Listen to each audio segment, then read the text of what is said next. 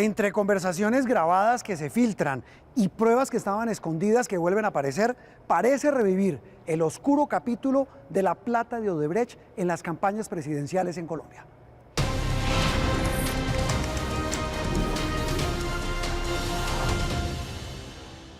Bueno, Catalina, gracias por estar en La Clave.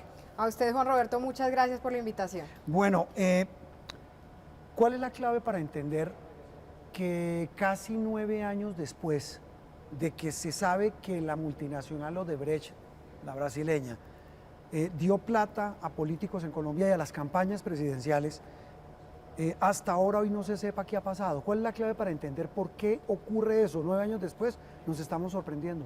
Juan Roberto, recuerde que este proceso inició en Estados Unidos con las revelaciones de unos brasileños. Inicia allí. ¿En qué año? ¿2016? 2016-17. Los brasileños aseguran que pagaron millonarios sobornos a varios. Odebrecht. Exactamente. A varios o en varios países para favorecerse con algunos contratos de infraestructura. Sí. Justamente Estados Unidos envía compulsa de copias a todos esos países, entre ellos Colombia. Ajá. Colombia acoge esa investigación y arranca con alguna serie de capturas. ¿Usted recuerda la captura? ¿En Colombia quién? Por ejemplo, Ottobula. No, en Colombia ¿qué entidad? La Fiscalía. La Fiscalía. Okay. Arranca con la investigación y empieza a desgranar qué fue el escándalo de corrupción de Odebrecht en Colombia.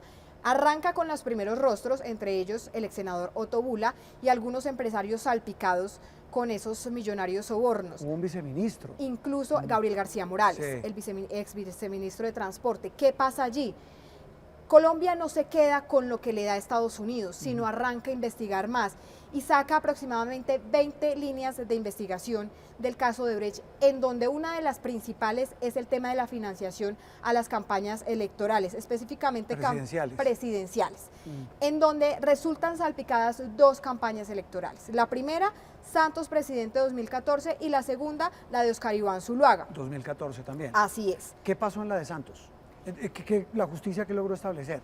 En la de Santos, recuerde que para esa época el tema de la financiación no era un delito como tal, pero sí se tenía que enviar a la autoridad electoral competente, es decir, al Consejo Nacional Electoral. El reporte para que recibieron. Exactamente. Claro. Ellos envían las pruebas, tanto en la campaña de Santos como en la campaña de Zuluaga, un extenso material probatorio.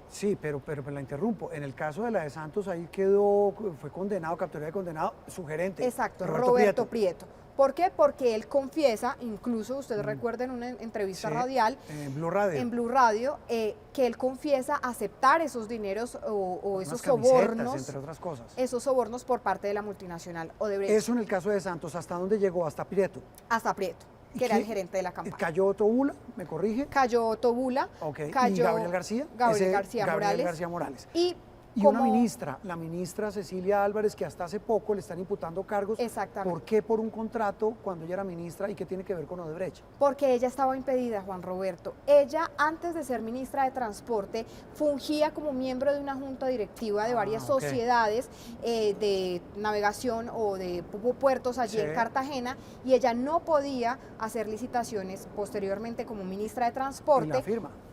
Con esas mismas empresas, y es por eso que la Fiscalía hoy le imputa el delito de interés indebido en la celebración de contratos. Es que quiero ir por gobiernos. Es el de Santos, digamos la campaña Santos. Hasta ahí llegó. En la de Zuluaga, ¿qué pasó en su momento, antes de llegar a las grabaciones? En la de Zuluaga hacen todo un extenso recorrido, incluso entrevistan al entonces gerente de su campaña, que era su hijo David Zuluaga. También recopilan la información entregada por parte de los brasileños, entre ellos Eliuberto Martorelli, quien acepta también en una entrevista que concede en la Procuraduría, ante la Procuraduría colombiana, pero que la da en Sao Paulo, dice: efectivamente yo di plata para la campaña de Oscar Iván Zuluaga, pero la di para el publicista, para Duda Mendoza. El famoso vuelo ese que fueron Zuluaga, creo que Duque iba ahí como senador o candidato al Senado.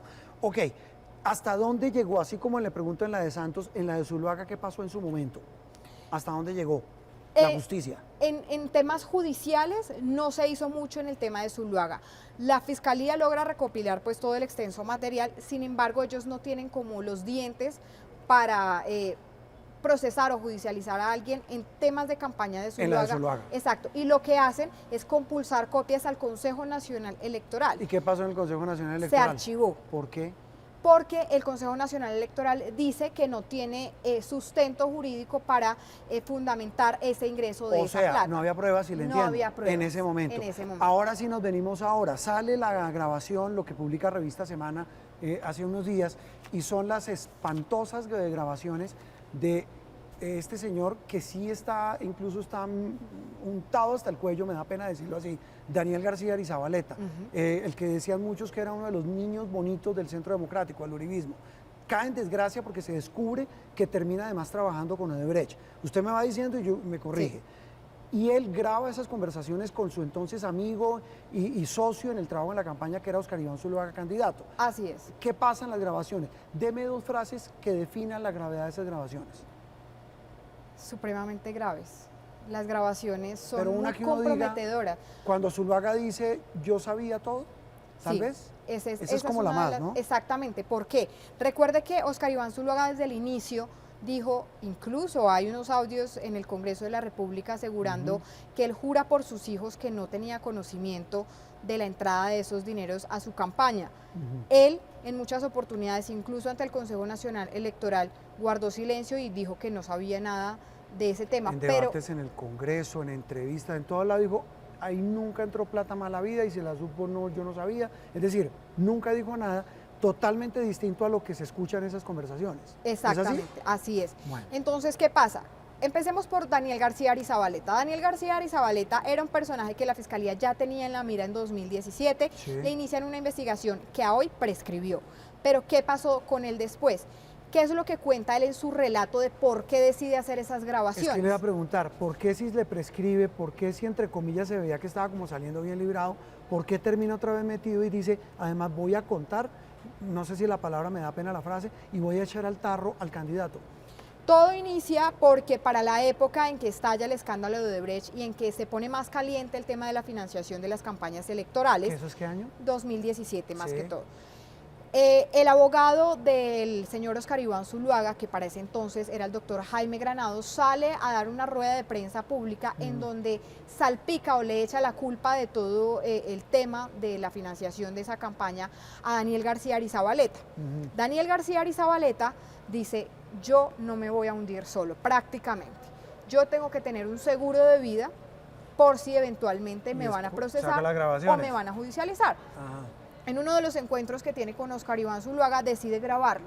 Hace 2 grabaciones, una de 47 minutos aproximadamente, otra de 50 minutos, y es allí donde Óscar Iván Zuluaga le confiesa, incluso una de las grabaciones empieza diciéndole, usted debería ir a donde un padre al cual yo fui. Porque al que le conté que yo sabía todo. Yo sabía todo. Y que voy a proteger a mi hijo, exactamente.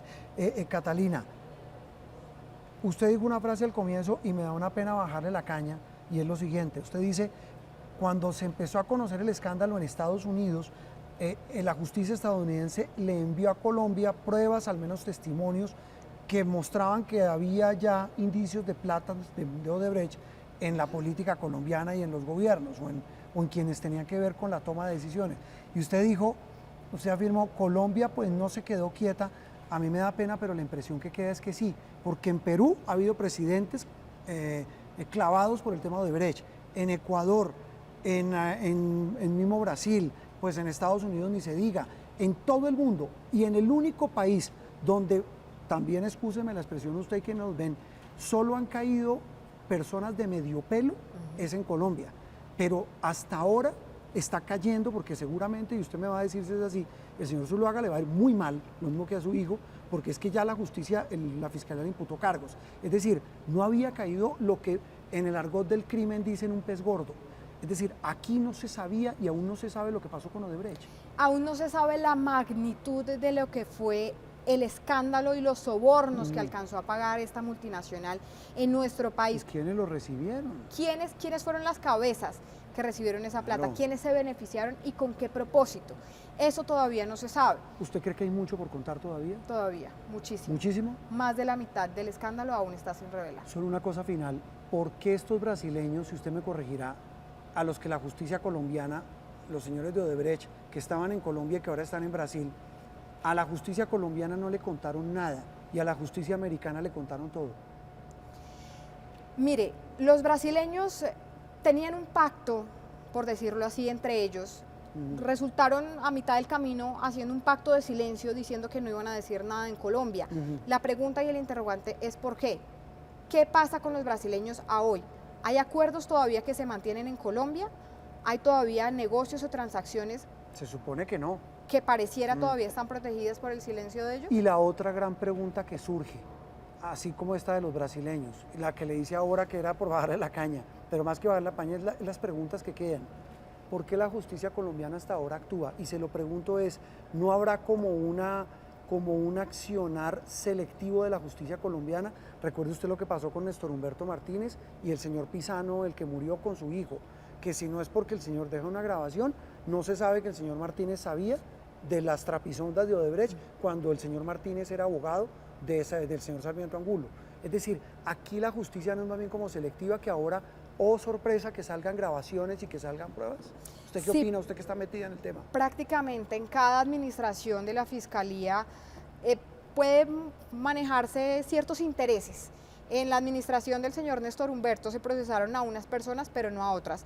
En la administración del señor Francisco Barbosa se están procesando a unas personas, pero a otras no. Claro, pero él va a decir, no señor, porque estoy revelando cosas de una campaña y dicen que va a revelar de las otras.